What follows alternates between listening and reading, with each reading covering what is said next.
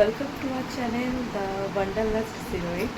তো সবাইকে প্রথমেই জানাই শুভ নববর্ষ। তো আজকের দিনটা প্রথমেই মায়ের পুজো দিয়ে শুরু করব। তো এখন যাচ্ছি আমরা বড় মায়ের থানে, শালকিয়ার আমাদের হরগঞ্জ বাজারে বড় মা। তো ওখানে পুজো দিয়ে তারপর আজকে কীভাবে দিনটা আমাদের নববর্ষ কীভাবে আমি কাটাচ্ছি আজকে, সেটাই তোমাদের সঙ্গে শেয়ার করবো। চলো, বেরিয়ে পড়েছি আমরা মায়ের পুজো দেব। এই আজকের দিনটা এইভাবেই শুরু করবো, মায়ের পুজো দেব। তারপরে চলো কি করি তোমাদের সাথে সেটা শেয়ার করবো।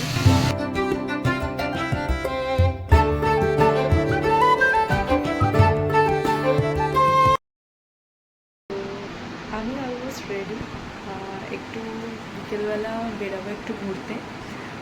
আমি, আমার যা, আমার মা, ভাই। তো এখনও আমার তো সাজ মোটামুটি কমপ্লিট, দেখি আমার জায়ের কত দূর, তারপরে বেরাবো। তো আমি আমার যা দুজনেই রেডি হয়ে আমরা বেরিয়ে পড়েছি। তো এখন যাব হচ্ছে ফার্স্টে বেলুড় মঠ।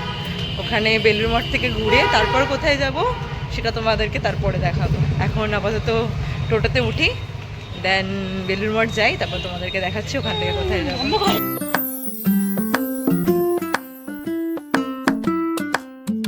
তো টোটো থেকে আমরা নেমে পড়েছি, চলে এসেছি বেলুড় মঠ।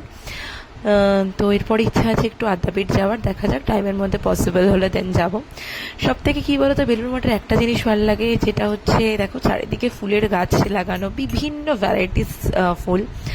আর তারপরে আমরা চলে গেছিলাম বেলুড় মঠের মেন মন্দিরের দিকে। এখানে অনেক কিছু চেঞ্জেস হয়েছে, যেগুলো অনেক বছর পর আমি যেহেতু এসেছি, তো এগুলো আমি দেখিনি। এখন দেখছি মিউজিয়ামটাও বন্ধ ছিল, তো যার জন্য আমরা মিউজিয়ামে যেতে পারিনি।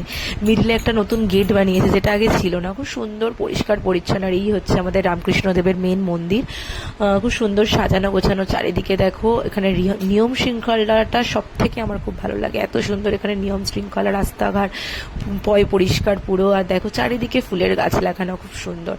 তো এটাই সব থেকে বেলুড় মঠের এই জিনিসটাই আমার সত্যি খুব সুন্দর লাগে, আর এই জন্যই বারবার এখানে বেলুড় মঠে আসার খুব ইচ্ছা করে। তো আমাদের বেলুড় মঠ ঘোরা কমপ্লিট। ওখানে হ্যাঁ হয়ে গেছে, অনেক খরচাও করে ফেলেছি। তো মা ওখানে দাঁড়িয়ে আছে, এবার আমরা যাব আদ্যাপীঠ। বেলুড় মঠ থেকে আমরা বেরিয়ে পড়েছি। বেলুড় মঠ থেকে বেরিয়েই মেন গেটের অপোজিটেই দেখবে বাস স্টপে ওখানে অনেক অটো দাঁড়িয়ে রয়েছে। তোমরা ম্যাজিক ভ্যানও পাবে ডাইরেক্ট আদ্যাপীঠ যাওয়ার জন্য। আবার তোমরা এখান থেকে দক্ষিণেশ্বর দক্ষিণেশ্বর থেকে আবার টোটো করেও তোমরা আদ্যাপীঠ যেতে পারবে। তো দক্ষিণেশ্বরে নেমে ওখান থেকে আমরা টোটো ধরে নিয়েছি। তো টোটো করে এখন যাব আদ্যাপীঠ, কারণ আদ্যাপীঠে এই সন্ধ্যাবেলা একটা সন্ধ্যা আরতি হয়, সেটাই মেন দেখার উদ্দেশ্য। ওইটার জন্যই আরও তাড়াতাড়ি, মেনলি পায়ে হেঁটেই যাওয়া যায়, কিন্তু ওইটা দেখবো বলেই আরও টোটোতে এই জন্য তাড়াতাড়ি যাওয়ার জন্য উঠে পড়েছি। তো আদ্যামাকে পুজো দেব বলে আমরা ডালা কিনছিলাম। আমি আর দিদি কেউই পুজো দেবো না, কারণ আমরা খেয়ে এসেছিলাম, তো এটা মন থেকেও খুঁতখুঁতে লাগে না। তো আর মা যেহেতু সকাল থেকে উপোসী ছিলেন, কারণ আজকে অশোক ষষ্ঠী, মা অশোক ষষ্ঠীর উপোস করেছিলেন, তো মা বললে আমি পুজো দিয়ে দেবো।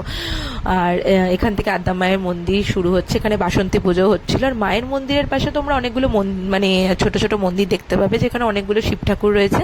আর মায়ের পুরনো আদি মূর্তি যেটা আগে মেন মন্দিরে রাখা ছিল, সেই মূর্তিটাও তোমরা দেখতে পাবে। এখানে 7টা থেকে সন্ধ্যা আরতি শুরু হয়, আর 7:15-র মধ্যে তোমাদের প্রসাদও দিয়ে দেবে।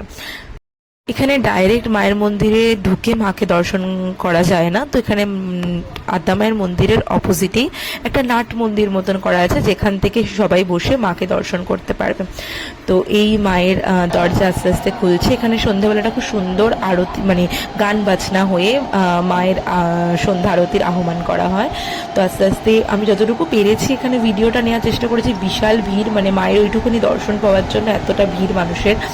আর এখানে মেন হচ্ছে শ্রীরামকৃষ্ণ, তার উপরে হচ্ছে আদ্যা মা, আর তার উপরে হচ্ছে আমাদের রাধাকৃষ্ণ। তো এটা যতটা শুনেছি, যেটা হচ্ছে আমাদের রামকৃষ্ণ দেবের স্বপ্নাদেশ, তিনি স্বপ্নেতে এই জিনিসটা দেখেছিলেন, যে আদ্যা মাকে আর রাধাকৃষ্ণকে। তো যিনি আদ্যা মা, তারই আর এক রূপ হচ্ছে রাধাকৃষ্ণ। তো এই আজকের নববর্ষের সন্ধ্যাটা আমরা এইভাবেই এত সুন্দর করে কাটিয়েছি।